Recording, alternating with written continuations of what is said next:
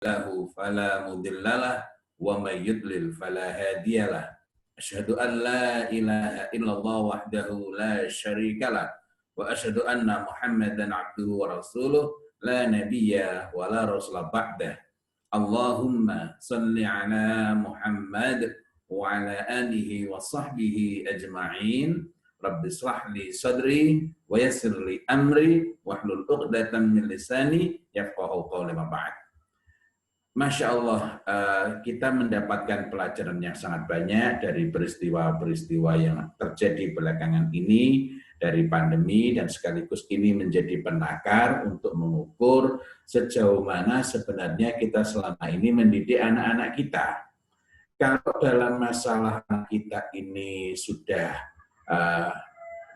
on the track atau enggak, sudah benar atau enggak kita mendidik anak itu, kita mendapati misalnya dalam sebuah hadis riwayat Ahmad, Rasulullah Muhammad SAW bersabda, kullu mauludin yuladu al fitrah. Hatta, ini yang jarang dibahas, biasanya nanti kullu mauludin yuladu al fitrah fa'abawahu yuhawidanihi ayumajsanihi ayunasranihi, atau yang yuhawidanihi ayunasranihi ayumajsanihi. Tapi hadis yang saya sampaikan ini sepertinya jarang sekali dibahas, yakni kullu mauludin yuladu 'ala fitrah hatta yu'riba anhu lisanuhu fa idza 'abbara anhu lisanuhu imma syakiran wa imma kafura. Dalam hadis itu Rasulullah Muhammad SAW menyampaikan setiap anak itu lahir dalam keadaan dan fitrah. Fitrah itu maknanya tauhid, fitrah itu maknanya al-Islam. Fitrah itu maknanya adalah al-mitsaq, yakni perjanjian tauhid antara kita dengan Allah Subhanahu wa taala. Hatta yu'riba anhu lisanuhu, sampai anak itu mampu berbicara dengan lancar, mengungkapkan perasaan dengan baik. Fa idza 'abbara anhu lisanuhu, apabila anak itu mampu mengekspresikan gagasan, mengungkapkan keinginan, melakukan framing melalui lisannya, maka di sana kita perlu perhatikan imma syakiran wa imma kafura. Boleh jadi dia itu syakir itu maknanya bersyukur, yakni ditetap dalam keadaan condong kepada iman ini, wa imma kafura, atau sebaliknya melenceng, menyimpang, menjauh, lebih kepada. Nah, kapan itu? Bahwa terjadi pada saat bangsa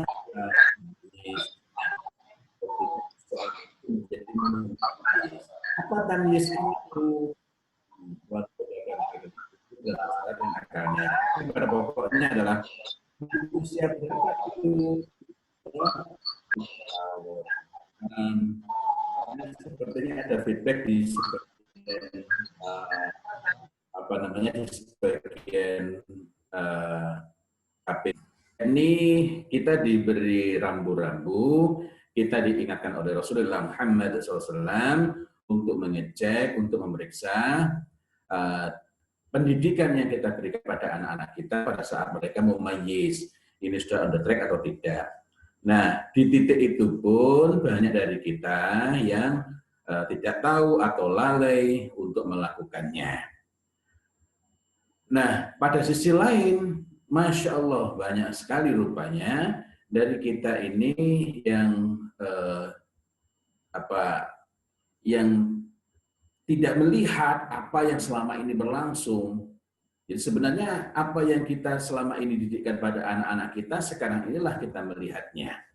Ini baru berapa bulan ini, dan kita tidak tahu berapa lama lagi. Tentu saja saya tidak berharap bahwa pandemi ini akan berkepanjangan. Tetapi sekarang ini ketika kita sudah 10 bulan itu ya sepertinya, atau 9 bulan, mulai ada mulai terjadi mulai di lockdown dan lain-lain ini, sepertinya sudah hampir 1 tahun kita ini, dan trennya bukan menurun sekarang ini. Sekarang sedang ada PSBB besar-besaran kan dari Bali sampai Jawa dan Bali. Artinya ini menunjukkan bahwa persoalannya berkemungkinan tidak selesai dalam 1-2 minggu, dalam 1-2 bulan. Dengan demikian kita perlu mempersiapkan diri, kita perlu menengok ulang, Yang kalau kita baca dalam tulisan para ulama, wabak taun itu di masa-masa sebelumnya, di masa-masa terdahulu, sebagaimana dijelaskan oleh para ulama, bahkan ada kalanya menimpa satu kaum itu sampai 2 tahun, 3 tahun, 4 tahun, 5 tahun. Sekali lagi bukan berharap itu berlama-lama, tetapi mari kita berpikir, kalau itu lama banget itu gimana itu? Nah, pandemi ini memberi pelajaran serius kepada kita betapa sangat berbahaya dan mengerikannya. Kalau anak-anak itu hanya diberi single talent treatment. Fokusnya, perhatiannya kepada apa bakat anak ini, apa bakat anak ini. Single talent treatment itu adalah kemampuan dengan mendasarkan hanya kepada apa yang disangka sebagai bakat anak. Munculnya pandemi corona yang mengubah banyak hal dalam kehidupan, menyebabkan sangat banyak orang yang harus kehilangan pekerjaan. Apa hubungannya dengan anak kita? Nanti kita akan tengok. Maka beruntunglah orang yang mampu melakukan adaptasi maupun adjustment. Itu maksudnya apa itu? Dua istilah ini tampaknya sama-sama bermakna penyesuaian diri, tetapi sebenarnya sangat berbeda. Nah, jadi melakukan adaptasi maupun adjustment ini akan lebih mudah melewati. Kita semua harus menghadapi perubahan yang bukan hanya sepekan 2 pekan, semoga tidak sampai bertahun-tahun, meskipun amat sangat mungkin akan lebih dari 1 tahun. Setidaknya kalau dilihat dari kemunculan awal itu bulan Desember, belum sampai Indonesia waktu itu, tapi kita tidak bersiap siaga, dan sekarang masih nengok ibu, kemudian jemput ibu bawa ke Jogja, itu sampai sekarang masih di Jogja, itu, alhamdulillah. Tapi kembali lagi pada perbincangan kita. Loh, apakah ini sikap pesimis? Tidak.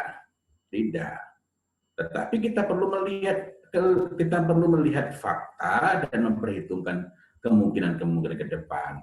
Pesimis itu terhalangnya peluang dan kemungkinan untuk menemukan yang terbaik dalam berbagai keadaan. Bahkan di saat keadaan kita sedang sangat bagus, adapun memetakan keadaan untuk menjadi bahan renungan dan pertimbangan dalam mengevaluasi, melihat kembali, menengok kembali, serta menentukan langkah-langkah ke depan, itu merupakan keharusan untuk dapat mengambil kesimpulan yang tepat. Tadi kita dengar dari keluhan para orang tua, yang tadi biidznillah diwakili emak-emak begitu ya, betapa payahnya, betapa repotnya.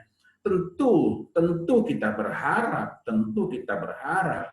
segera berakhir pandemi ini sehingga anak-anak seperti biasa. Tapi sekali lagi kita tidak dapat menentukan. SD Muhammadiyah ini juga tidak dapat menentukan, misalnya memaksa pihak pemerintah diizinkan, tidak bisa. Nah, jadi karena itu kita perlu berusaha untuk memetakan keadaan dan menata diri kita. Optimis, tapi optimisme tanpa memahami keadaan adalah sesuatu yang justru bisa menjerumuskan kita. Nah, anak-anak yang dibesarkan hanya berfokus pada pengembangan bakat dirinya. Mari kita perhatikan, dan selama ini ya Allah banyak sekali orang yang sebelum dia mengembangkan kapasitas kepribadian, kapasitas berkenaan dengan dengan mental anak itu, yang dikembangkan itu justru hal-hal yang bersifat skill gitu. Mari kita ingat kembali, tujuan sekolah itu ada dua. Yang pertama adalah karakter. Karakter itu apa? A particular combination of qualities in a person. Jadi kombinasi kualitas-kualitas yang unik pada diri seseorang. That makes them, yang menjadikan mereka ini different from others, berbeda dibanding orang-orang lain. Nah, Dan selama ini banyak juga yang rancu, oh ini karakternya pendiam, itu bukan karakter, itu adalah temperamen, dia bisa meledak-ledak misalnya. Terus lagi. Nah, anak-anak yang dibesarkan dengan single talent treatment hanya disibukkan dengan pengembangan bakat melulu. Mungkin siap, mungkin, tapi bukan pasti untuk melakukan adjustment. Adjustment itu apa? Penyesuaian diri yang sifatnya sederhana. Nanti kita akan bahas lebih lanjut insya Allah. Terhadap perubahan yang ada. Itu pun jika, nah ini yang ingin saya tekankan, itu pun jika selama ini dia dibesarkan sebagai manusia yang terlatih menghadapi masalah, menghadapi. Dengan demikian, tugas kita sebagai orang tua itu mendampingi anak memecahkan masalah, bukan mengambil alih masalah anak. Contoh sederhana, anak dapat PR. Kadang-kadang ada orang tua yang tega mengambil alih masalah yang dihadapi anak, mengambil alih tugas anak. Anak hanya sebagai pencatat, bukan mendampingi mereka untuk belajar berpikir dengan baik, belajar memecahkan masalah. Sehingga misalnya, ini loh 8 tambah 7 berapa? 15 catat. Jadi situ yang belajar adalah emaknya. Yang nyarat adalah anaknya. PR-nya bagus, tapi anak nggak tambah paham. Begitu pula ketika ada masalah-masalah lain. Akibatnya apa? Anak tidak memiliki keterampilan, tidak memiliki inisiatif, tidak memiliki keterampilan untuk memecahkan masalah. Padahal bersama satu kesulitan itu, in every single difficulty, pada setiap satu kesulitan itu ada kemudahan. Nah, sekarang ini adalah kesempatan kita itu berinteraksi lebih banyak dengan anak-anak untuk bertemu dengan mereka. Nah, jadi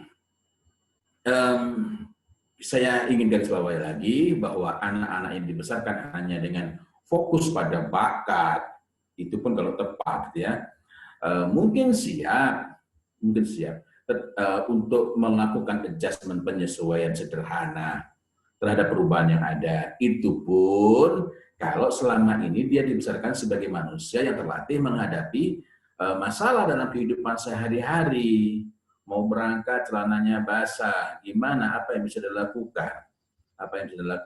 Ini hal-hal yang kadang-kadang terjadi, ketumpahan air atau yang lain-lain. Itu bukanlah mimpi buruk, tapi itu adalah kesempatan bagi anak untuk belajar memecahkan masalah. Tetapi resiko itu bisa lebih besar, yakni anak tidak mampu melakukan adaptasi penyelesaian yang memerlukan hal-hal yang lebih mendasar. Itu akan sangat besar. Apalagi jika anak-anak tidak dilatih untuk mampu memecahkan masalahnya sendiri, maka kemampuan untuk menyesuaikan diri dengan cepat itu akan lebih sulit lagi. Dan inilah yang agaknya sedang kita hadapi sekarang, yang banyak dialami oleh para orang tua. Nah, selama masa pandemi ini, seperti tadi diungkapkan oleh para orang tua, saya juga banyak sekali mendapatkan curhatan, orang menghubungi saya melalui DM, melalui WA, yang kadang sampai saya bingung gimana cara balasnya ini, karena banyak sekali, gitu ya, sehingga saya akhirnya berikhtiar untuk menulis, membuat update status di FB maupun di Instagram maupun di Telegram channel yang saya harapkan bermanfaat bagi para orang tua. Nah, mereka menghubungi karena tadi keluhannya serupa dengan ibu-ibu tadi itu. Saya ingin mencoba memetakan dari beberapa yang disampaikan ibu-ibu tadi maupun yang selama curhatan yang saya terima. Saya sebenarnya menyiapkan materi lain, tetapi saya kemudian memilih untuk membahas yang berbeda dengan materi yang sudah saya siapkan, mengingat sepertinya ini yang lebih mendesak untuk kita pikirkan bersama-sama. Pertama, dari apa yang saya dengar, apa yang selama ini juga banyak dikeluhkan kepada saya, adalah anak tidak tahu apa yang harus dilakukan, sehingga mereka mudah mengalami kejenuhan. Karena jenuh dan tidak tahu apa yang harus dilakukan, maka akhirnya mereka membuang waktu dengan berbagai kegiatan tidak produktif.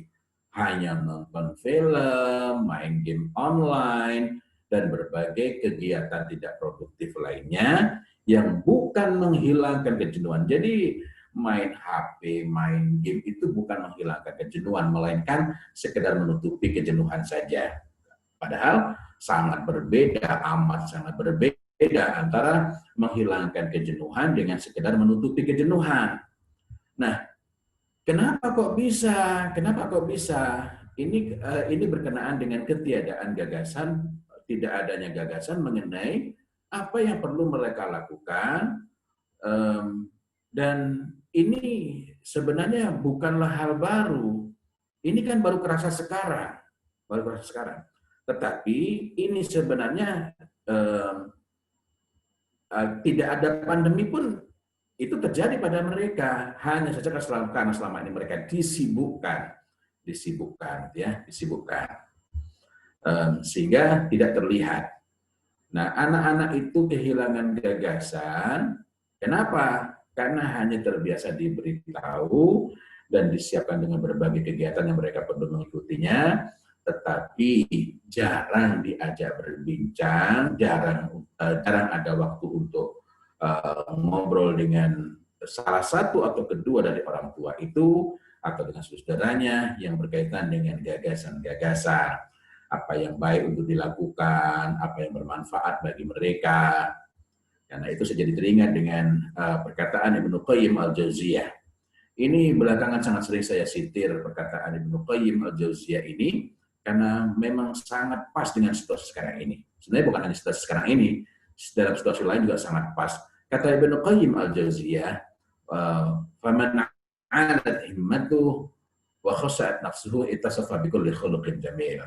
Man danat himmatuhu wa tawat nafsuhu ittasafa bikulli khuluqin radil."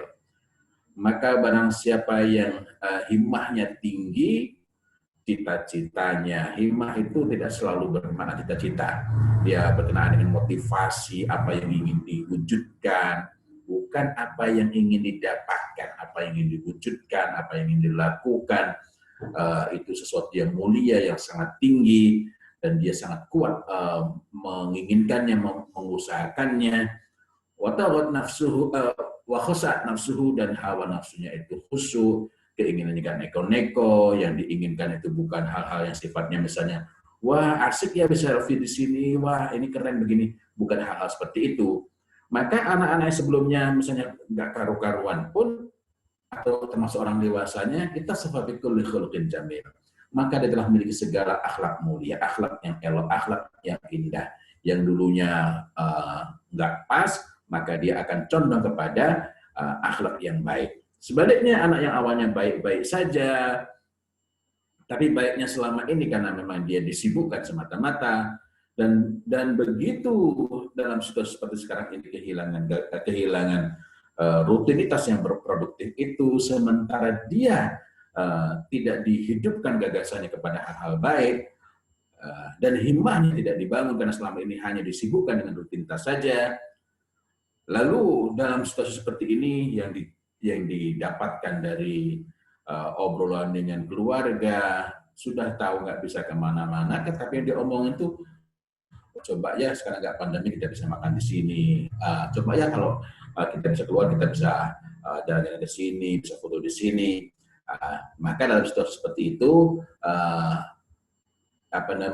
himmahnya makin rendah, tapi hawa nafsunya, jiwanya itu semakin melambung tinggi, menginginkan kesenangan-kesenangan. Dalam situasi itu, yang berlaku adalah perkataan dari Ibnu Qayyim al-Jauziyah di bagian berikutnya tadi, wa man danat himmatu wa taghat nafsuhu ittasafa bikulli khuluqin radil. Dan barang siapa yang himmahnya itu cedek, sementara jiwanya itu, hawa nafsunya itu melambung tinggi, kita sababikul khuluqin radil, maka dia telah memiliki segala akhlak yang tercela. Anak yang awalnya rajin banget bisa menjadi mudah uring-uringan. Nah, kenapa uring-uringan? Kita bisa mengatakan karena bosan, tapi kenapa bosan? Nah, bosan karena dirinya di rumah yang diinginkan di luar. Baik, saya teruskan kembali. Jadi apa yang kita lihat di sini, di saat kita harus mempersiapkan anak-anak kita agar mereka itu di usia 7 tahun sudah mumayyiz, sudah mampu membedakan baik dan buruk, benar dan salah dengan akalnya. Orang tua rupanya banyak dari kita ini lebih bersibuk memberitahu dan bukan menghidupkan akal anak. Padahal hidupnya akal anak itulah yang menjadikan anak dapat memiliki tamyiz, yakni kemampuan membedakan baik dan buruk, benar dan salah dengan akalnya. Terus menghidupkannya gimana? Pintunya adalah lisan, bentuknya banyak berupa pertanyaan. Pertanyaan yang menjadikan anak itu tertantang untuk menemukan apa yang dapat saya lakukan, menemukan apa, kalau ada masalah apa yang dapat saya, kenapa saya memilih ini, ya. Dan masih sangat banyak di antara kita ini yang lalai untuk mengecek, melakukan semacam memeriksa ketika anak-anak masuki masa-masa tamyiz ini. Mengecek apa? Mengecek apa yang tadi saya sampaikan di awal, hadis riwayat Ahmad itu, kullu mauludin yuladu 'alal fitrah hatta yu'riba anhu lisanuhu. Fa idza 'abbara anhu lisanuhu imma syakiran wa imma kafura. Setiap anak itu lahir di atas fitrah sehingga lisannya dapat mengutarakan keinginan, perasaan, gagasan dengan lisannya. Faiza abbar anhu lisanuhu, maka apabila lisannya telah dapat mengungkapkan kemauan dirinya, imma syakiran wa imma kafura. Ada kalanya dia menjadi orang yang bersyukur di dalam penegakan Islam, dan ada kalanya dia menjadi pengingkar kepada orang tua. Dia jadi berani untuk membantah, bukan mengajukan pendapat, tapi membantah, menunjukkan penentangan. Dari sinilah maka wajar jika akal anak kita itu tidak hidup, kita tidak membiasakan menggali. Coba kira-kira kalau begini, apa yang bisa kita lakukan, ya? Dan dia himmahnya tidak diasah, himmahnya itu dengan cara apa? Diasahnya dengan kita memperbanyak membicarakan dalam obrolan sehari-hari itu, membahas mengenai apa yang disebut sebagai al-ma'ali wal makarim. Al-ma'ali itu apa? Hal-hal yang luhur. Dan al-makarim itu apa? Hal-hal yang mulia dan berkenaan dengan kedermawanan. Cukup tidak membicarakan al-ma'ali wal makarim itu perlu dibarengi dengan sidqun niyah. Sidqun niyah itu apa? Niat yang jujur. Niat yang jujur itu apa? Dorongan keinginan yang sangat kuat, kehendak yang sangat kuat untuk memperbuat kebaikan-kebaikan itu. Bukan membicarakan kesenangan-kesenangan dan melambungkan keinginan mereka untuk mendapatkan kesenangan-kesenangan itu. Makin kita misalnya lihat di FB, wah ini kapan ya kita bisa begini, maka mereka akan lebih mudah jenuh, ya. Jadi himmahnya perlu diasah, keinginan kuatnya perlu ditumbuhkan, dan gagasan-gagasannya perlu dirangsang. Apa yang bisa kita lakukan? Apa yang perlu, kalau menurut kamu kira-kira, kalau misalnya anak misalnya uring-uringan karena di rumah terus,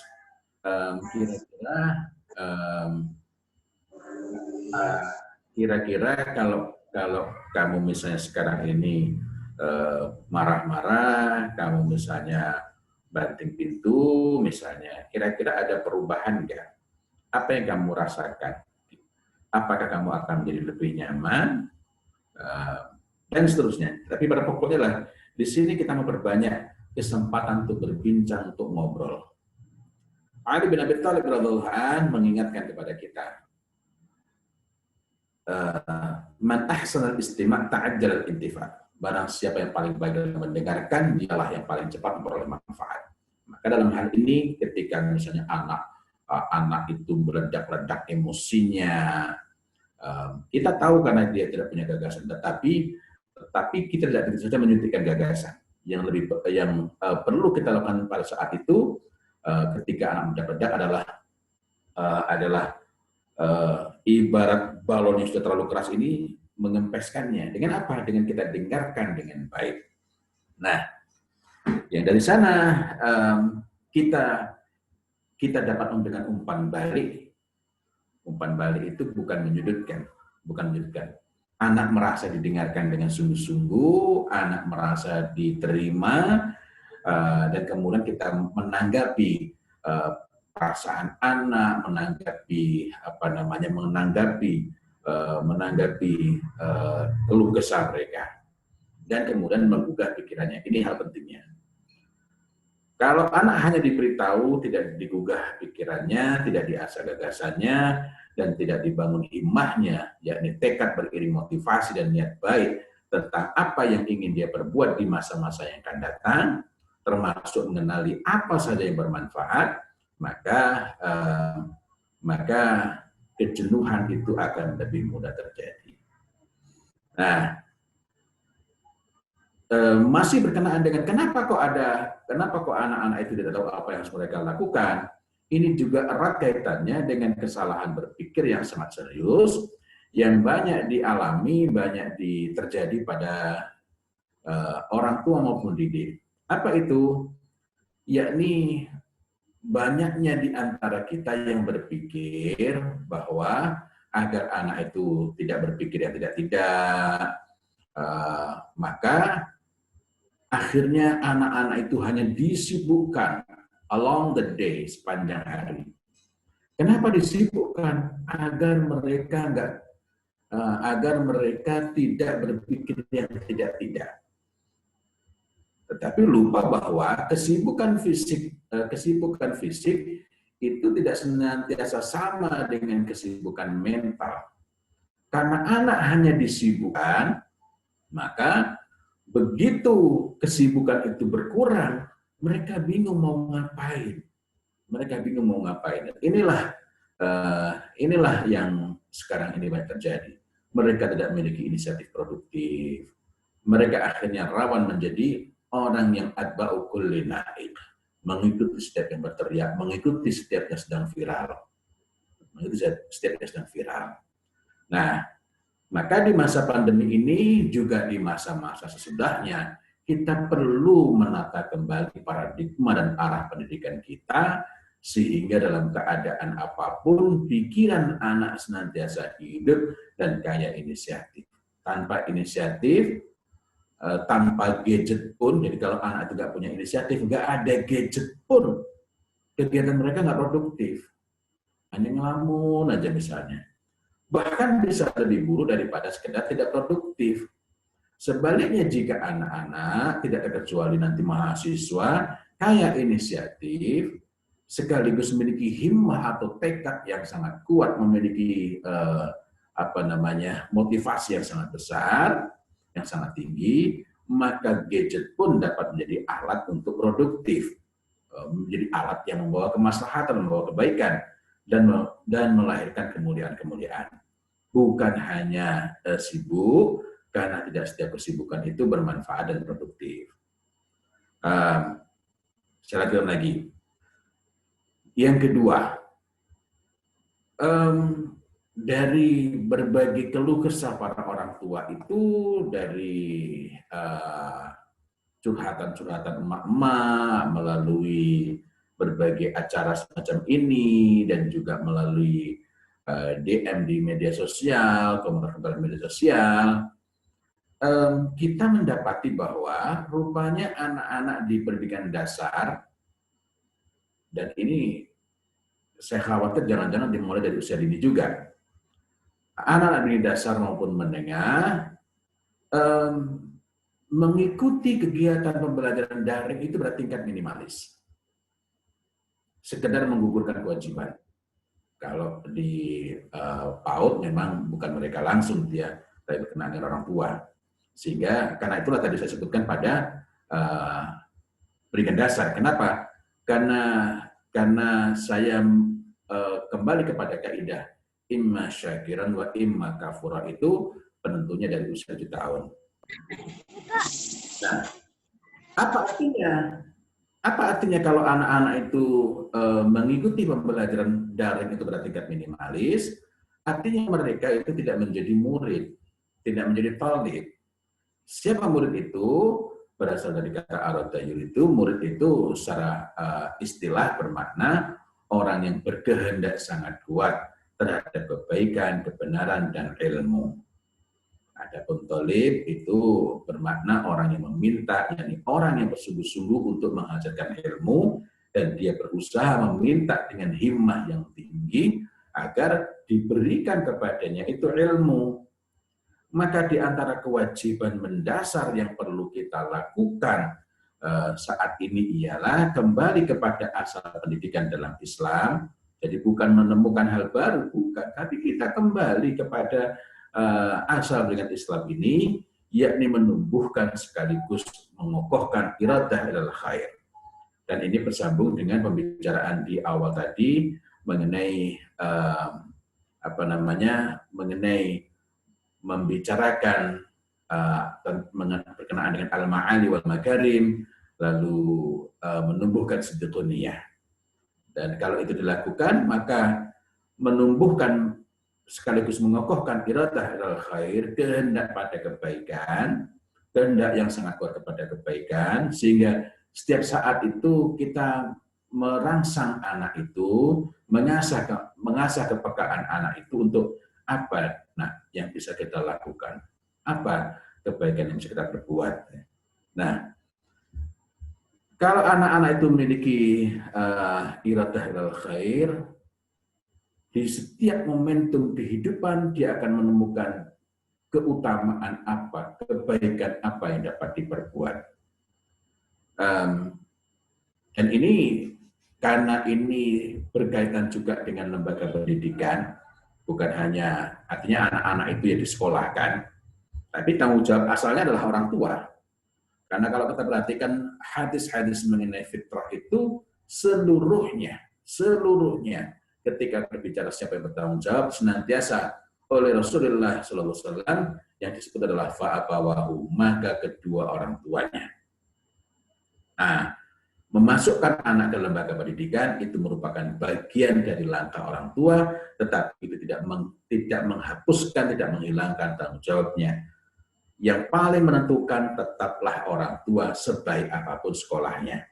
Akan tetapi ketika kita berbicara mengenai dua pihak, yakni pihak sekolah dan lembaga pendidikan, maka dalam momentum seperti sekarang ini, dan itu sekali lagi sebenarnya bukan hanya pada momentum, bukan hanya pada situasi seperti sekarang ini. Untuk masa-masa selanjutnya, kalau pandemi sudah berakhir, maka lembaga juga perlu maka lembaga itu juga perlu memikirkan, menyiapkan secara serius, terencana, dan itu berarti sengaja untuk mengubah setiap peserta didik itu agar tidak sekedar menjadi peserta didik, melainkan menjadi murid dan talib. Yakni mereka memiliki inisiatif, kehendak yang sangat kuat, upaya proaktif, mereka itu yang haus, sehingga mereka yang ingin tambah ilmunya didorong betul. Kalau guru nggak masuk mereka sedih, kalau pelajaran kosong mereka sedih, kalau lonceng berbunyi dan pelajaran belum selesai mereka pinginnya diselesaikan dulu. Dan ini tetap menjadi kewajiban kalau kita berbicara mengenai lembaga pendidikan. Sekali lagi, saya sebut lembaga pendidikan bukan meniadakan tanggung jawab orang tua. Tetapi ketika saya berbicara mengenai dua pihak tadi, ketika berbicara mengenai lembaga, ini tetap menjadi tanggung jawab lembaga pendidikan pada tingkat dasar dan menengah. Akan tetapi, jika ternyata mereka itu belum memiliki, sebagaimana keluhan para orang tua tadi maupun di waktu-waktu yang lain, maka sekarang inilah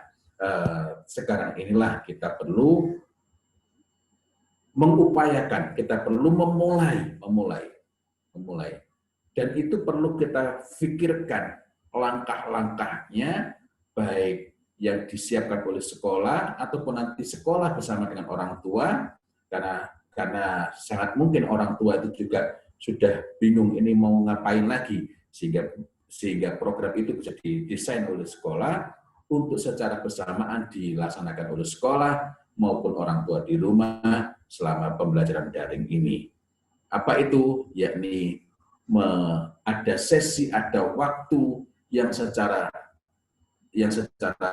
berkesinambungan. Setiap itu ada kesempatan yang dikhususkan untuk membangun iradah ilal khair, kehendak kepada kebaikan. Nah, jika tidak ada pada diri mereka kehendak yang kuat pada kebaikan, apa yang terjadi? Kenapa ini penting sekali? Kenapa ini penting sekali? Kalau tidak ada iradah ilal khair pada diri mereka, sementara pada saat yang sama kita tidak melakukan upaya untuk membangun iradah ilal khair, kehendak pada kebaikan itu, maka mereka akan mudah didikte oleh apa yang datang kepada mereka melalui HP, melalui obrolan chatting dengan temannya, atau yang lain-lain. Baik itu berupa tarwijul batil, ajakan-ajakan, seruan-seruan kepada hal-hal yang batil, atau bahkan lebih dari itu, talqin dhalal, dicekok terus-menerus kepada kesesatan. Tidak adanya iradah ilal khair, tidak adanya kehendak yang kuat pada kebaikan akan menyebabkan himmahnya itu lemah. Jadi antara bagian pertama dan kedua tadi sangat saling berkait dan mudah terperangkap oleh saf-saf. Apa itu saf-saf? Hal-hal yang receh-receh, remeh-temeh. Dalam berbagai hadis kita menemukan bahwa al-ma'ali wal makarim, kemuliaan dan kedermawanan, keluhuran dan kemuliaan itu senantiasa dilawankan dengan saf-saf. Misalnya dalam sebuah hadis, Rasulullah Muhammad SAW bersabda, Innallaha jawad yuhibbul jud. Sesungguhnya Allah itu jawad. Jawad itu maknanya adalah maha memberi dan bisa bermakna juga serius. Yuhibbul jud, dan mencintai kemurahan hati, atau dimana juga menyukai keseriusan. Wa yuhibbu, dan mencintai ma'alil akhlak yang luhur. Wa yakrahu saf-safaha. Ini kita menyebut contoh saja karena banyak sekali hadis mengenai itu. Dan membenci saf-saf, urusan yang receh-receh, remeh-temeh.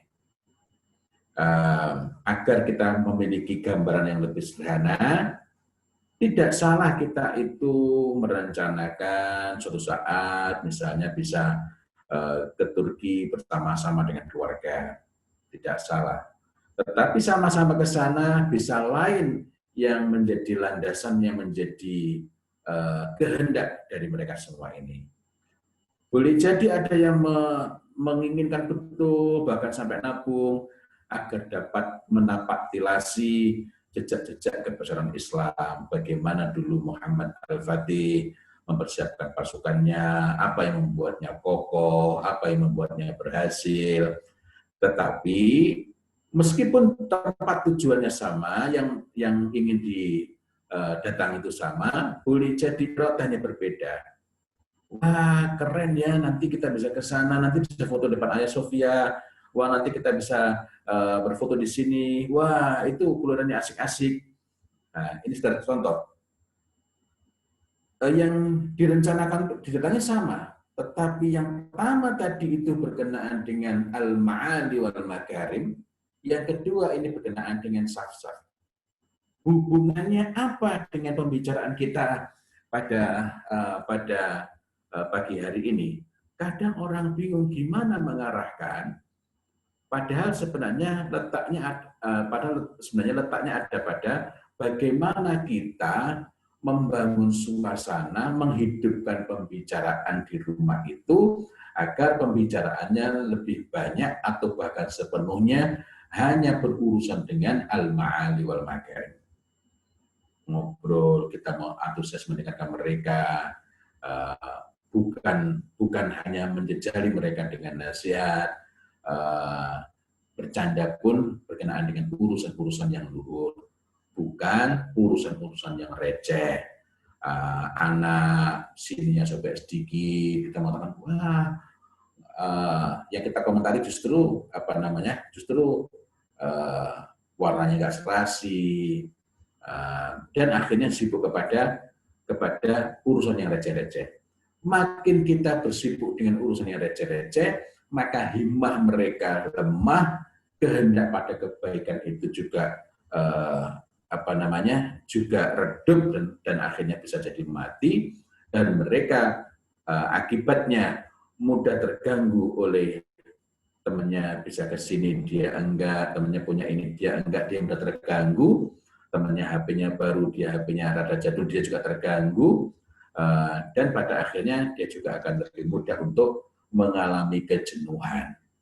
Nah, ini sangat berbeda dengan mereka yang memiliki himmah sangat tinggi, yakni al-himmah aliyah.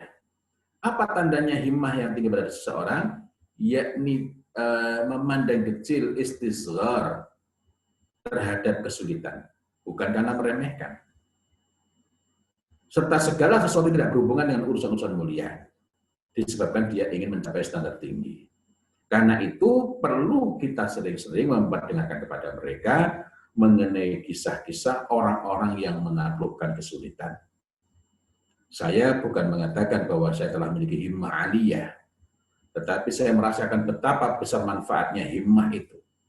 Ketika saya kelas 2 SMP, saya ingin sekali bisa berbahasa Inggris dengan lebih baik.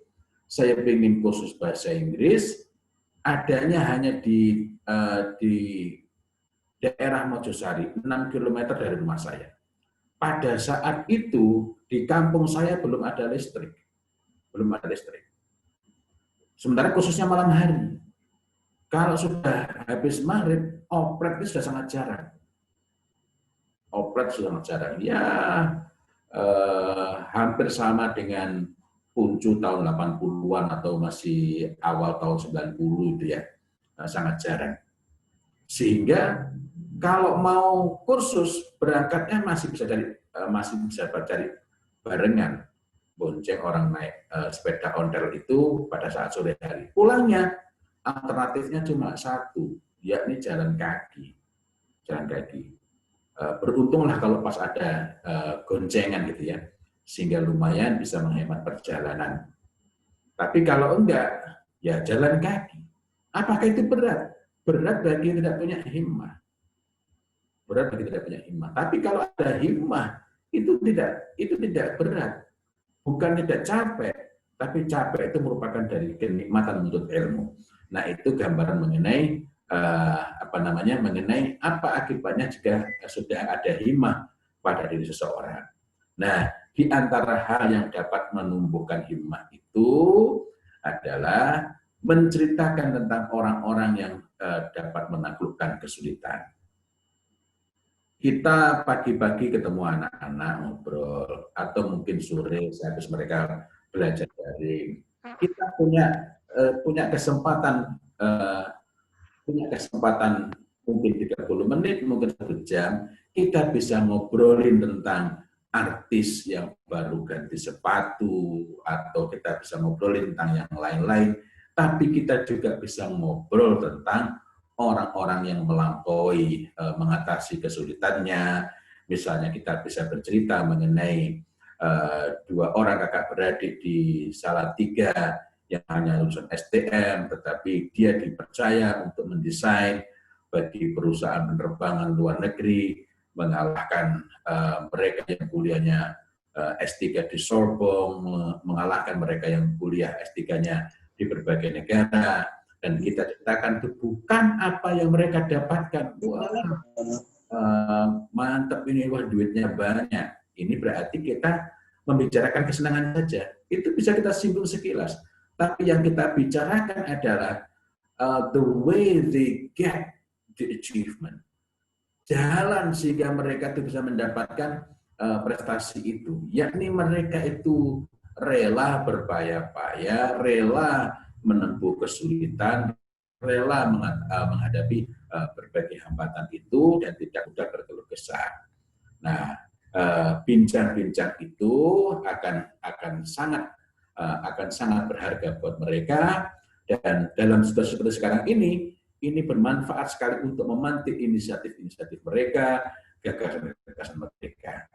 Nah, kalau ini sudah mulai menampak anak itu jadinya tiap hari ngobrol dengan saudaranya, dengan adiknya, dengan kakaknya, dan juga ketika mereka sendiri mereka cenderung menjadi orang yang sudah mulai memiliki gairah terhadap kebaikan-kebaikan, maka berikutnya kita dapat menumbuhkan pada diri mereka hirs ala manfaat. Hirs ala manfaat apa? Kesungguhan, siap all out, siap bercapek-capek terhadap segala hal yang bermanfaat. Dan capek itu bukan derita ketika seseorang sudah memiliki himmah. Nah, kita bisa cerita kepada mereka. Kalau misalnya anak pada awalnya itu masih kurang bisa diajak berbicara mengenai berjuang Islam, misalnya, kita bisa cerita kepada mereka bahwa setiap orang yang memiliki outstanding performance, setiap orang yang memiliki prestasi yang di atas rata-rata, selalu menunjukkan totalitas mereka dalam bidang yang mereka geluti, walaupun pada awalnya itu bukan bidang yang mereka sukai. David Beckham itu berbeda dengan berbeda dengan Lionel Messi misalnya. David Beckham core-nya itu bukan pemain bola, core-nya. Tetapi ketika dia ini mau menjadi orang yang unggul, maka dia mengasah dirinya. Setelah saya sempat baca biografinya itu, mengasah dirinya, mengambil waktu yang jauh lebih banyak. Di saat semua orang sudah beristirahat, dia masih berada di lapangan hanya untuk melatih kemampuan tendangannya. Saya lupa tendangan apa, karena saya sebenarnya bukan pecinta bola, tapi saya adalah pecinta suka mempelajari kisah orang-orang yang meraih keberhasilan itu. Nah, jadi ini juga yang perlu kita kokohkan. Kemudian yang ketiga, anak-anak dan bahkan orang tua, tadi saya juga sempat dengar itu ya, orang tua pun sudah mulai jenuh.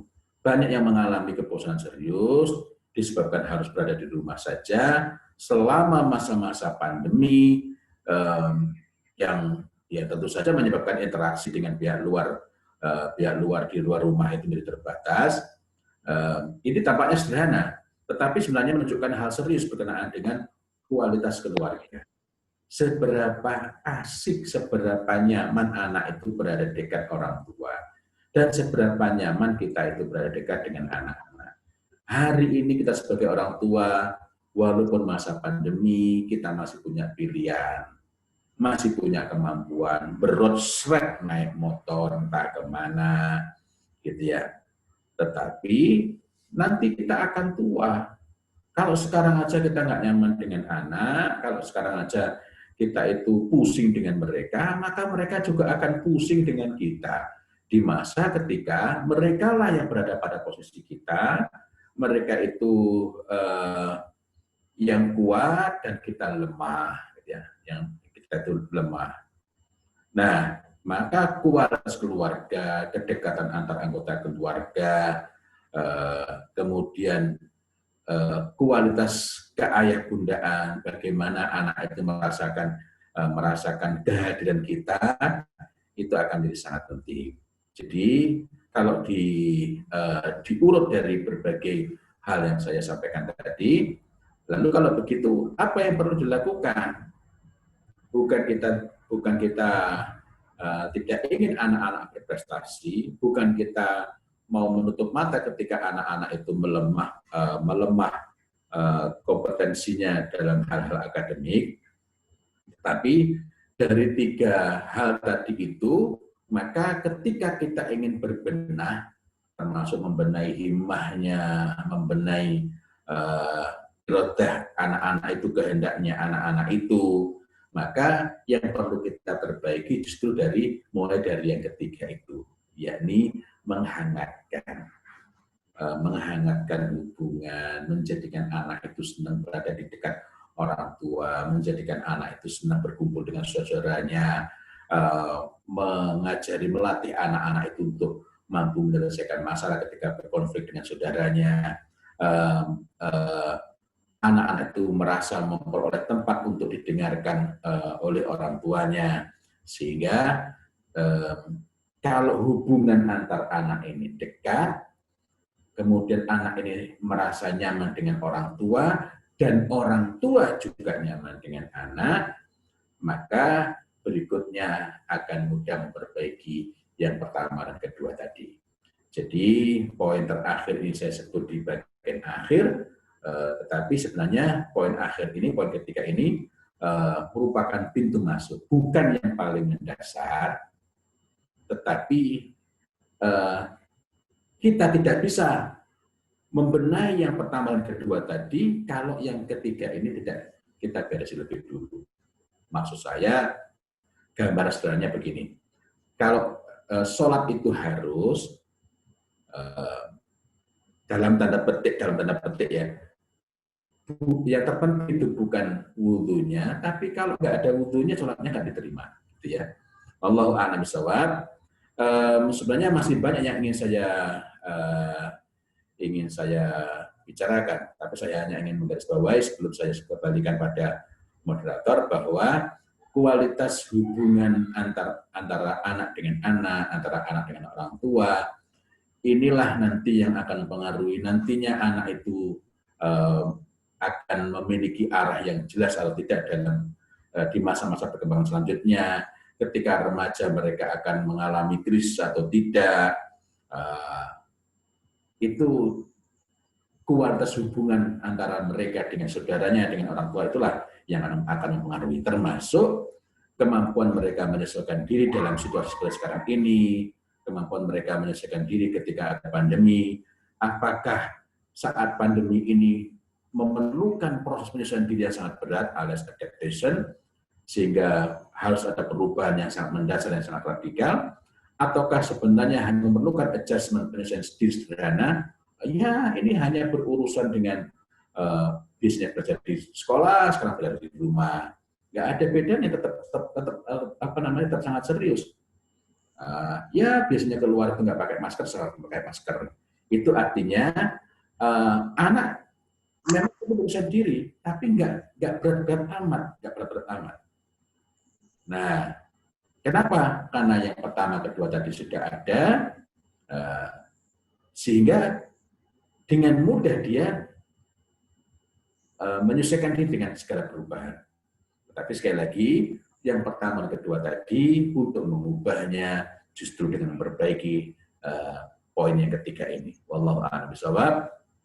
Mudah-mudahan penjelasan saya cukup dapat cukup dapat ditangkap. Karena maaf, saya sebagiannya memang merasa perlu menyampaikan dengan lebih tuntas, tapi ternyata memang waktu tidak memungkinkan. Mudah-mudahan perubahan pilihan saya untuk mengubah pembicaraan ini, tadinya saya sudah nyiapkan materi lain, tapi tadi setelah dengar dari para orang tua tadi, saya akhirnya menyampaikan hal berbeda, dapat bermanfaat dan barokah bagi kita semua. Begitu, dan saya kembalikan pada moderator. Silakan.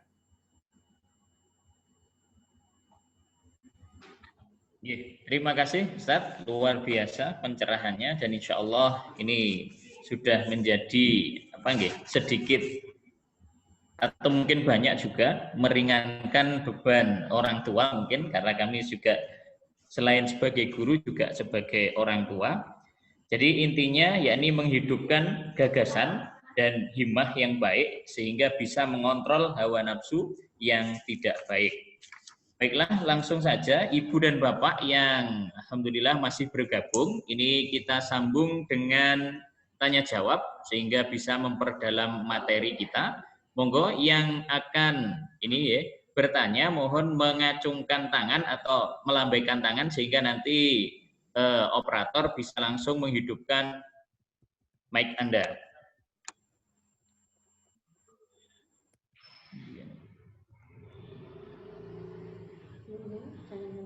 Monggo, Bunda, Ayah. Kesempatan langka ini kita berjumpa dengan Ustadz Fauzil Latif ini.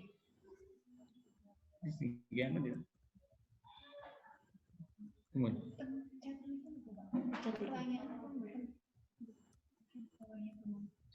Ini ada yang dibacakan ya.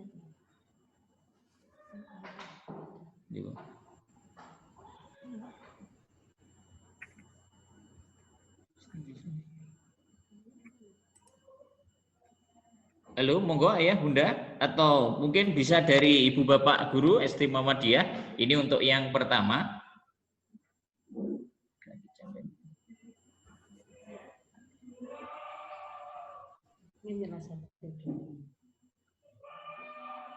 Saya. Nah, monggo.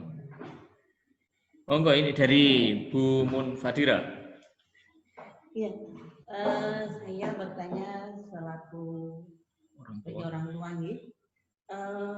Dalam menghadapi anak di masa pandemi ini tadi kan memang diberikan arahan ya tentang bagaimana mengisi waktu ataupun memberikan kesibukan yang lain kepada anak. Nah, sebenarnya yang paling baik itu kan memang anak itu kan masa-masanya banyaknya bermain ya, Pak Ustadz ya. Kita mengarahkan kegiatan itu yang menurut kita baik, yang menurut orang tua baik, atau kita mengikuti keinginan anak. Kadang menurut kita baik, tapi anak tidak ingin, akhirnya terjadi kayak tantrum seperti itu. Nah, bagaimana yang sebaiknya yang kita pilih? Kadang di rumah juga bingung, ibunya maunya ngisi waktu dengan mengaji, anaknya merasa terpaksa dan maunya main. Itu, terima kasih. Monggo langsung Ustadz, demikian pertanyaannya. Pertama, usia bermain itu terutama pada masa-masa qabla mumayyiz, sebelum mereka itu mumayyiz 7 tahun. Tapi bukan berarti lalu hilang begitu saja tiba-tiba, karena nanti hilangnya juga akan pelan-pelan. Kita perlu mengakomodir keinginan anak untuk bermain itu dan mengarahkannya. Mengarahkan itu berarti bukan hanya menunjukkan kamu harus begini, jangan begini.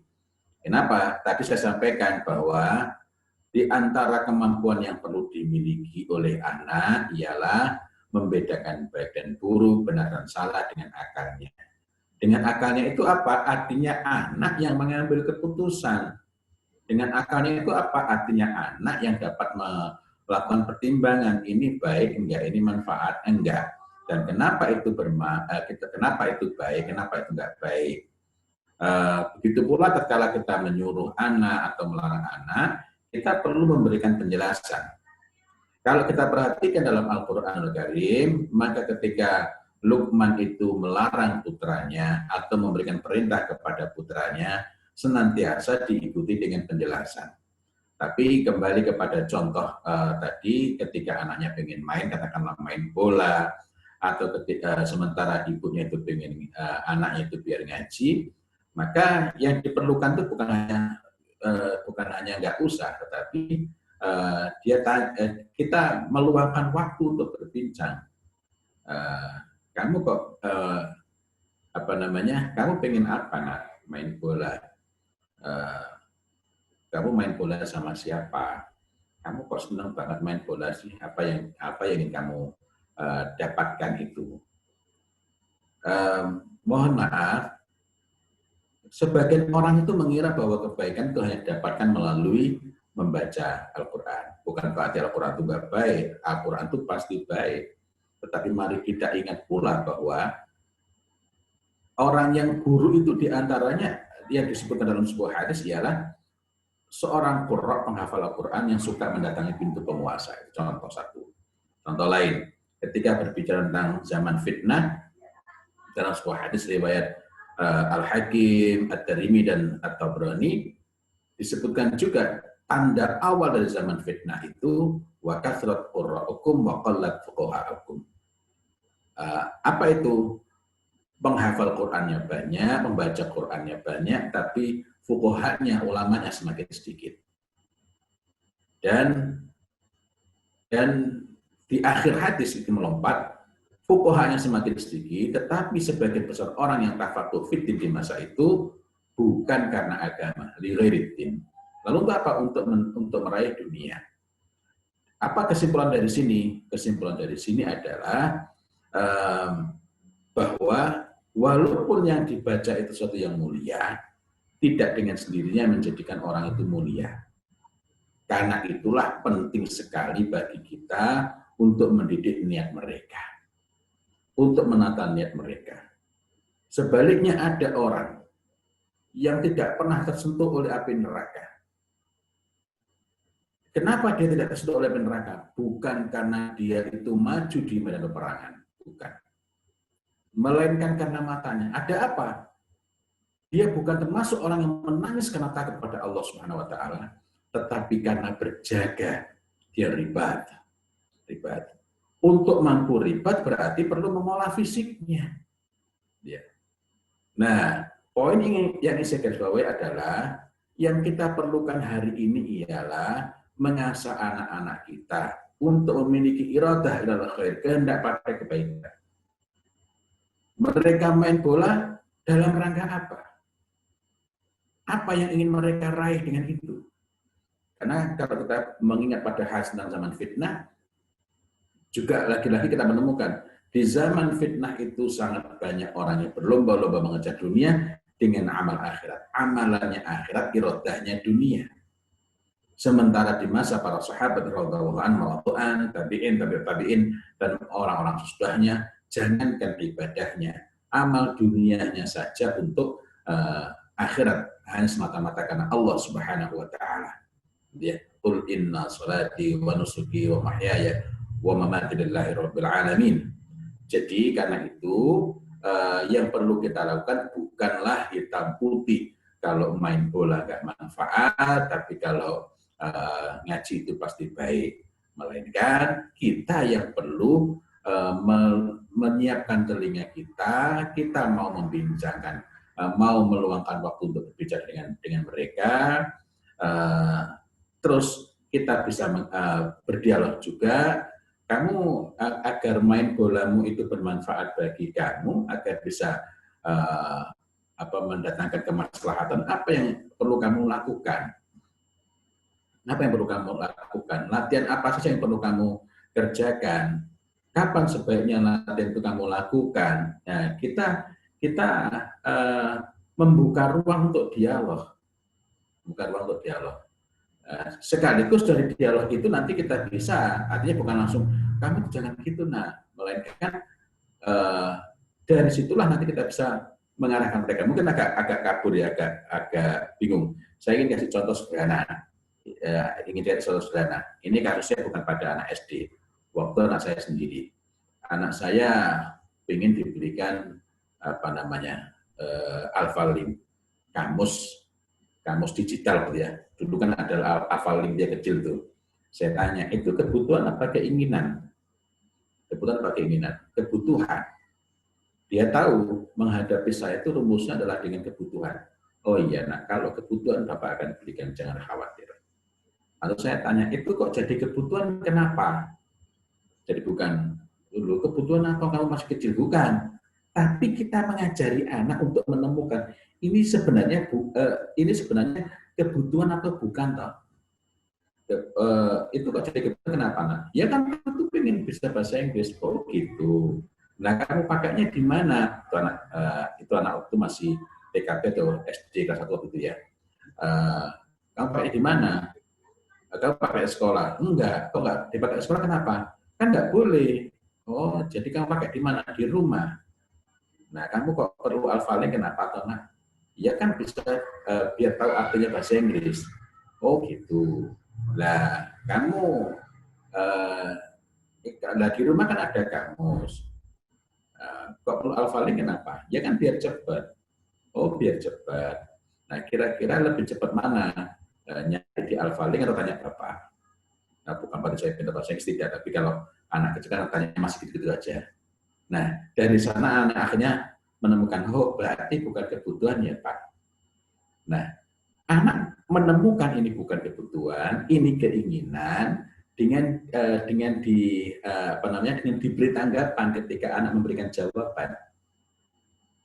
Tapi kalau kita jelaskan itu bukan kebutuhan. Kebutuhan adalah pusing anak. pusing anak. Atau anak marah-marah. Kamu marah-marah kenapa? Misalnya ada keinginan tercapai. Terus ketika kamu marah, apa yang kamu dapatkan? Apa yang kamu dapatkan? Apakah masalahnya selesai? Mungkin dia masih ngambek. Apakah dengan itu kamu merasa nyaman dengan marah?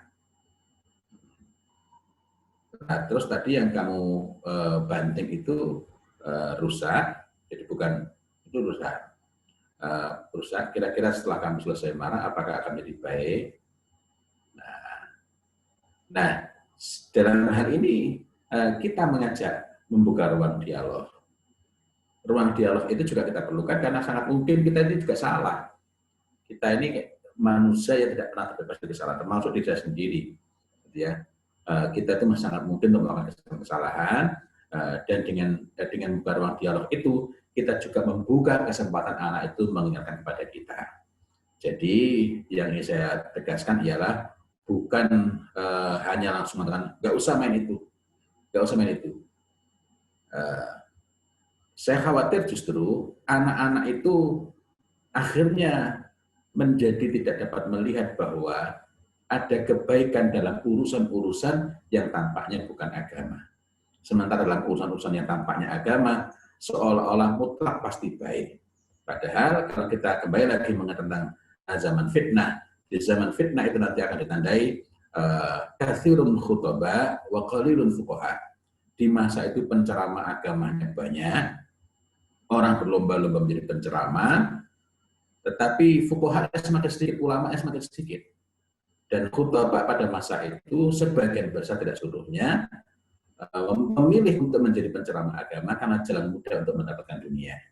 Nah, dari sini lagi-lagi kita melihat bahwa yang tampaknya agama pun tidak mesti sesuatu yang pasti baik. Nah, terakhir saya ingin menambahkan, suatu ketika Umar bin Khattab radhiyallahu anhu berdiri di hadapan bukan satu orang, bukan dua orang, bukan tiga orang, melainkan orang yang sangat banyak. Apa kata Umar bin Khattab radhiyallahu anhu? Beliau mengatakan, anta kamu, anta itu kan seruan untuk satu orang. Anta anak bentuk Islam. Setiap kamu jadi seolah-olah ini hanya berbicara satu orang. Anak berada di atas pos penjagaan mintul Islam, dari pos-pos penjagaan Islam.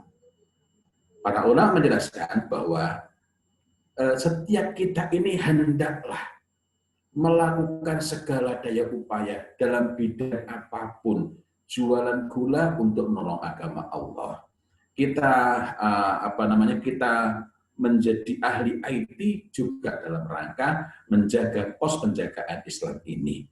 Semuanya termasuk ketika anak bermain bola, gitu ya. Jadi karena itu yang perlu kita lakukan bukan hanya cut begitu, melainkan justru kita membuka ruang dialog untuk mengarahkan iradah mereka, kehendak mereka, mengarahkan niat mereka. Wallahu a'lam bishawab.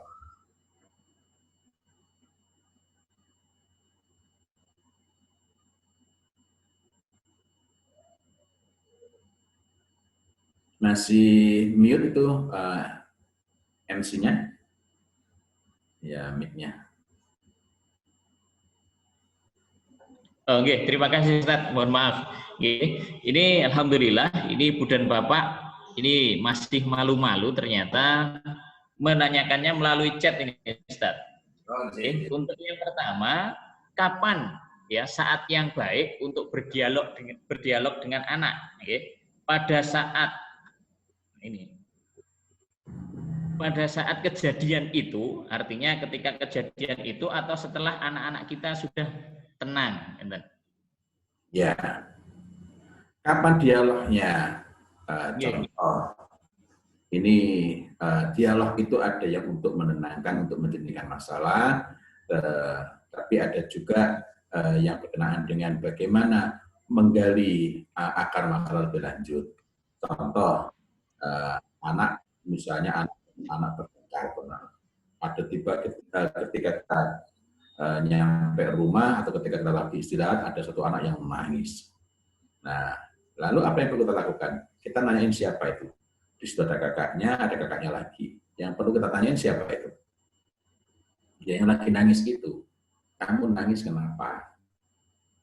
Nah, itu kadang-kadang anak langsung, apa sumpah?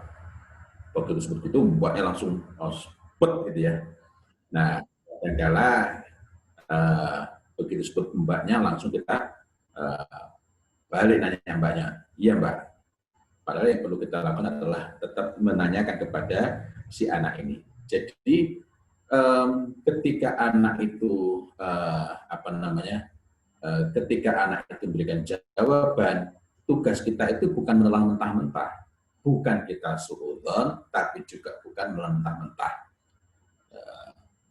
Jadi mbakmu ngapain? Aku dipukul. Oh, kamu dipukul. Kamu kok dipukul kenapa? Kamu tadi ngapain sama mbak? Aku nggak ngapa-ngapain. Oh, kamu nggak ngapa-ngapain. Kamu tadi saat yang ngapa-ngapain, kamu lagi ngapain? Ya, aku nggak ngapa-ngapain. Gini, nah, setiap orang itu pasti sedang melakukan sesuatu. Entah lagi duduk, entah lagi berdiri, entah lagi berbaring. Nah, kamu tadi itu ngapain sama mbak? Aku kan cuma godain. Oh, cuma godain. Kamu godainnya gimana itu? Nah, secara sederhana adalah kita ini menggali dari sisi anak yang sedang yang sedang nangis dan marah-marah itu. Kadang-kadang anak akhirnya justru menjadikan momentum itu untuk menunjukkan kita, Bapak itu adil. Nah, pada saat ini apa diperlukan? Yang diperlukan adalah hilm. Apa hilm itu? Al-hilmu itu lembut yang disertai dengan ketenangan, sehingga kita fokus pada apa yang kita tanyakan di awal. Oh iya, nah, kamu lagi ngapain tadi? Bukan kemudian terbawa oleh oleh skenario-nya anak itu. Nah, ini kita gali sampai selesai sampai tuntas sehingga akhirnya anak juga bisa melihat persoalannya.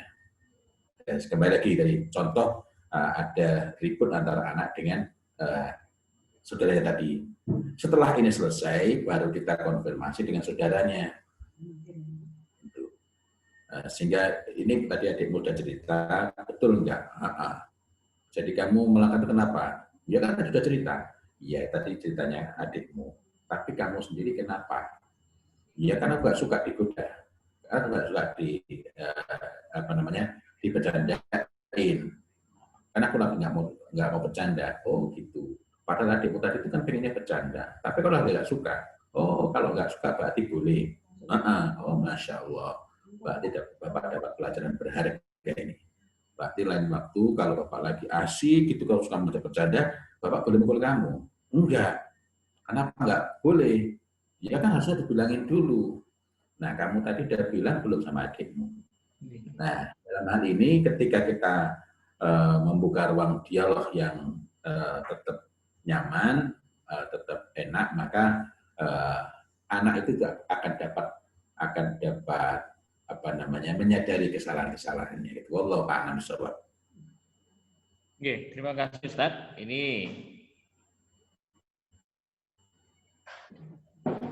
masih banyak pertanyaannya. Ini nanti kita sampai Ustaz mungkin ada habis ini atau inilah saya jam 9:30 sudah harus berpindah ke TK Aba gitu ya. Masya Allah, Masya Allah. Oke. Berarti satu lagi Ustaz, satu pertanyaan. Oke. Nah ini ada pertanyaan atau dari Mama Hasna, ini kebetulan kelas 3B. Ini yang terakhir mungkin Ustaz. Bagaimana doa agar anak menjadi soleh dan solehah dan mendengarkan nasihat orang tuanya gitu. Ya. Gimana doanya itu ya? Pertama, doa yang paling baik itu bagaimana? Doa yang paling baik itu jawabnya doa. Doa yang ringkas, padat, mendalam, isinya mencakup keseluruhan. Itu sebaik-baik doa. Bukan doa yang berpanjang-panjang, tetapi urusannya sepele-sepele, ya. Mari kita tengok, misalnya doanya Nabiullah Ibrahim alaihissalam. Itu doanya kan nggak panjang itu. Rabbi hablin nasolihin. Nggak rinci banget. Kemudian yang kedua, hendaklah kita itu tidak melampaui batas, tidak berlebihan dalam berdoa. Berlebihan itu bagaimana? Kita itu berdoa seolah Allah itu tidak tahu dengan apa bacaan. Nah, melampaui batas yang disebutkan dalam agama ini bagaimana? Contoh, ada orang berdoa meminta surga yang warnanya putih, yang di dalamnya ada ini, ada itu masuk berlebihan, ya, masuk berlebihan. Karena itu, ketika berdoa hendaklah kita tidak merinci-rincinya dengan sangat rinci berkenaan dengan hal-hal yang bukan pokok. Misalnya anak muda mendengarkan. Loh, Nabi Yakub itu Nabi. Bagaimana anak-anaknya? Bukan berarti kita ini kita tidak ingin anak-anak memiliki anak-anak yang mau mendengarkan kita. Karena ada kewajiban yang senantiasa seiring. Tadi saya menyebutkan his al manfaah. Kalau kita ingat dalam hadis mengenai mukmin yang kuat, maka his ala manfa'ah itu kita dapatkan dalam sebuah hadis ketika Rasulullah Muhammad SAW menyerukan ihris ala ma yanfa'uk wasta'in billah.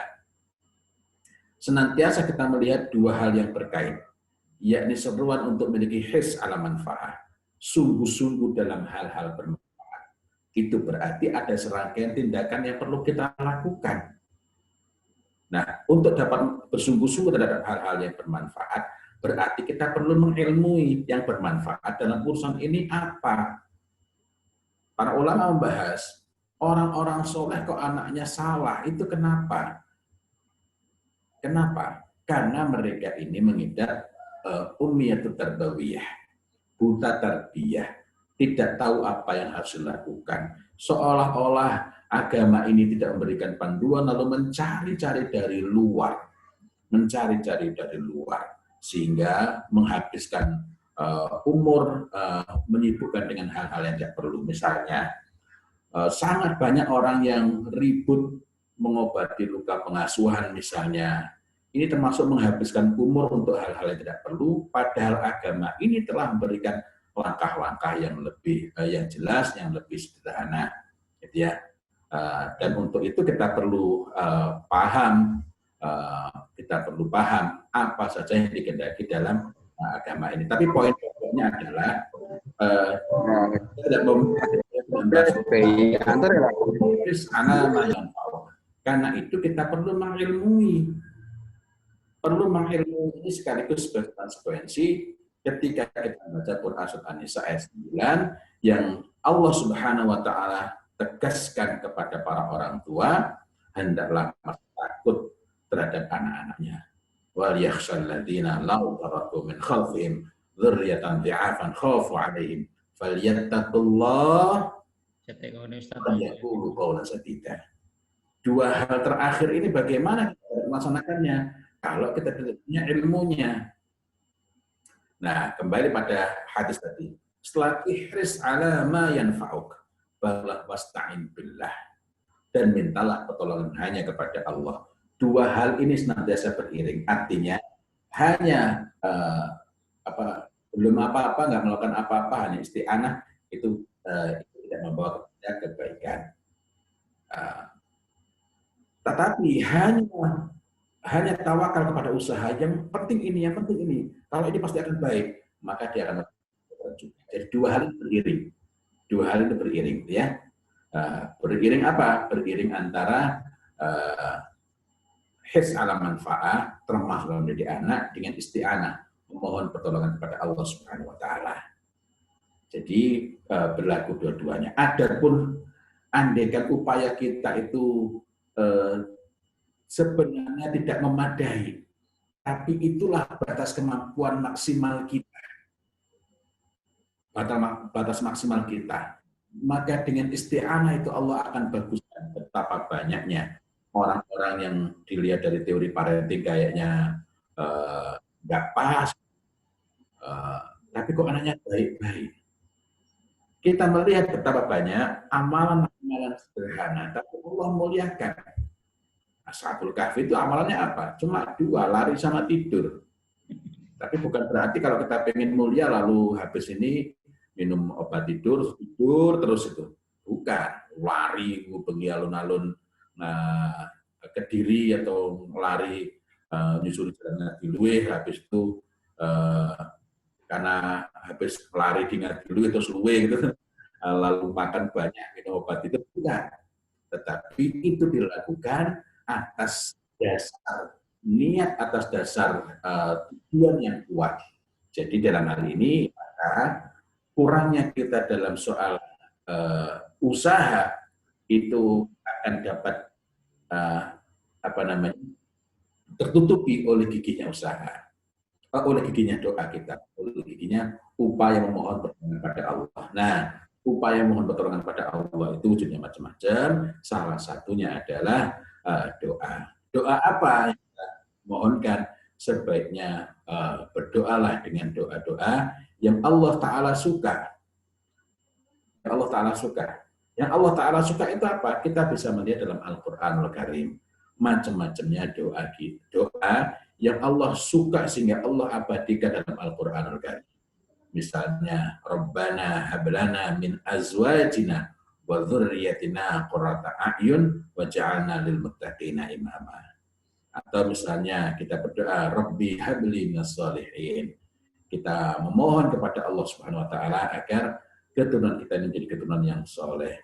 Dan kita kurang permohonan itu, kita mohon dengan amat sangat. Kita mohon dengan amat sangat. Dan tidak mencari endnya. Mohon maaf. Saya kasih contoh lagi misalnya. Allah Subhanahu wa taala perintah kepada kita, wa'mur ahlaka bis-shalah wastabir 'alaiha. Wastabir. Sing sabar.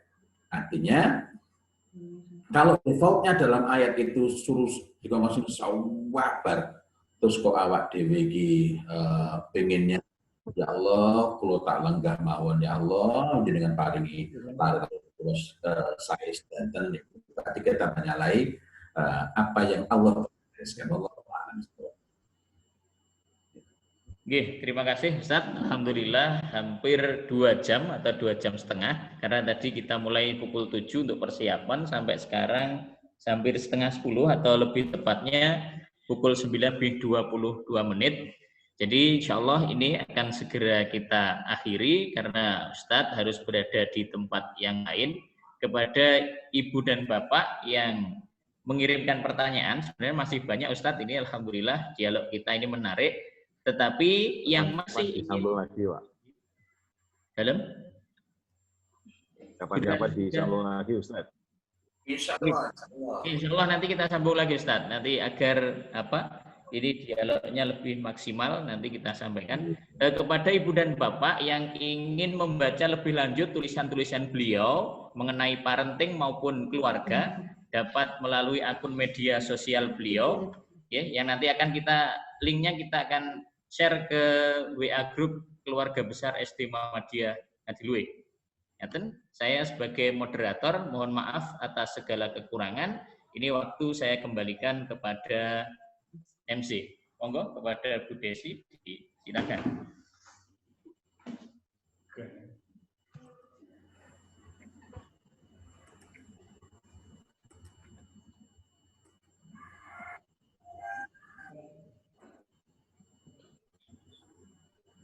Terima kasih disampaikan. Semoga ilmu yang kita dapatkan hari ini dapat kita amalkan di kehidupan sehari-hari, terutama untuk pendidikan anak di era pandemi.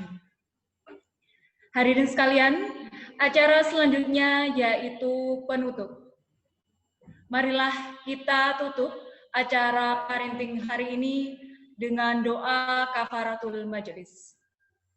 Subhanakallahumma wa bihamdika asyhadu an la ilaha illa anta astaghfiruka wa atubu ilaik. Alhamdulillahirabbil alamin. Hadirin sekalian, demikianlah rangkaian acara Parenting SD Muhammadiyah 1 Ngatilui tahun pelajaran 2020-2021. Kami mengucapkan terima kasih kepada pembicara Ustadz Faizul Azim dan Bapak Ibu hadirin sekalian yang telah berpartisipasi dalam acara hari ini. Akhirul kalam, jazakumullahu khairan katsiran wa afa minkum. Wassalamualaikum warahmatullahi wabarakatuh. Waalaikumsalam warahmatullahi wabarakatuh. Tidak usah pilih, Pak. Tidak usah pilih, Pak. Ustazah sudah. Mang. Mam.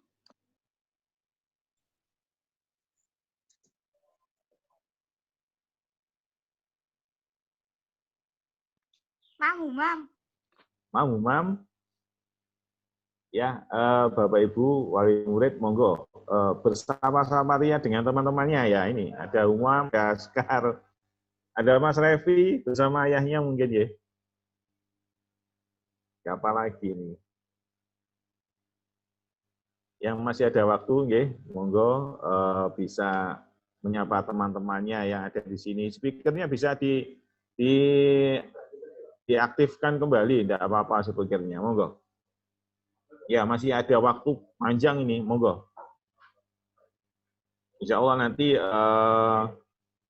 kita sambung di sesi-sesi lain dengan ustadz yang lebih bagus mungkin ya, atau mungkin dengan ustadz-ustadz yang lain gitu. Nah, sekarang sesinya adalah bebas, monggo bisa Pak Ustadz Syafi'i. Ya, bisa melihat temannya. Mas Nanang ini di kantor apa di mana Mas Nanang? Lagi dinas, Bos. Oh, gitu ya. Selamat bisa gabung ya sejak tadi ya. Ya, mungkin Bapak Ibu bisa bertanya terkait dengan sekolahan ya. Ini wali kelas juga gabung di sini.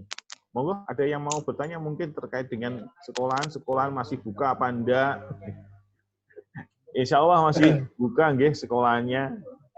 Jadi insya Allah kita masih juga masih buka, Ibu dan Bapak guru juga masih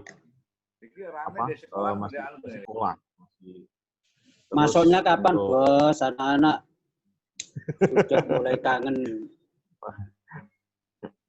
Pak Nanang. Nah, ini pertanyaannya pertanyaan nasional ini Pak Nanang ya. Jadi hampir seluruh siswa itu tanyanya kapan masuknya ini. Jadi kalau pertanyaan itu ini jawabannya sangat relatif dalam artian kita belum bisa memastikan kapan masuknya gitu. Ya ini Pak Nanang harus banyak belajar untuk mendampingi putrinya ya. Iya, Pak Nanang putrinya ya. Ya, siap. Nah, jangan ditinggal ngopi terus ya. Ini postingannya di Facebook ngopi terus ini.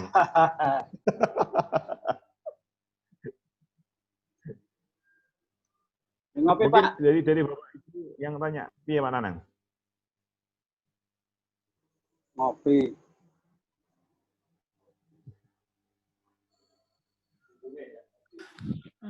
Masuknya kapan, Pak?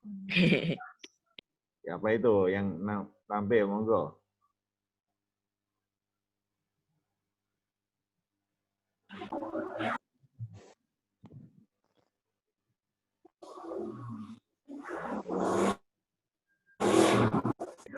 Darun.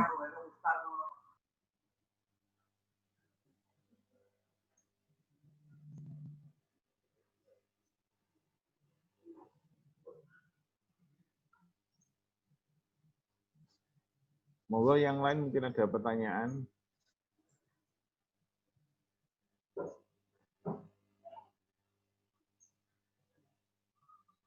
Kalau ngomong bisa di unmute semuanya.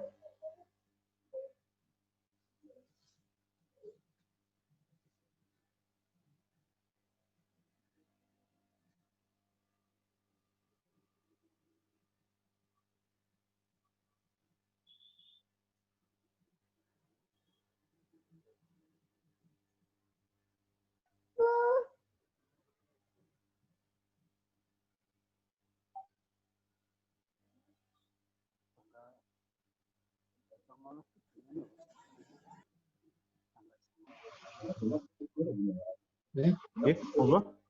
Ada yang mau bertanya lagi mungkin? Jadi untuk kegiatan belajar itu anak-anak tetap untuk hari ini tetap di rumah.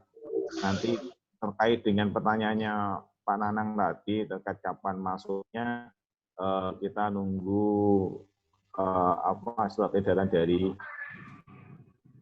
dinas setempat. Karena untuk posisi saat ini kita masih dilakukan untuk PJJ belajar di rumah. Oke, selamat bergabung Pak Hendy Ramdhani. Baru masuk dan alhamdulillah sudah selesai Pak Ramdhani. Oke, mungkin dari pimpinan cabang ada yang mau disampaikan? Ini Pak Lukman ada. Atau mungkin Pak Ramdhani. Ya, itu PT 103. Emang nyambung? Kau ini orang yang orang kuning kan? Setan. Aku media apa ini? Ini loh, videonya.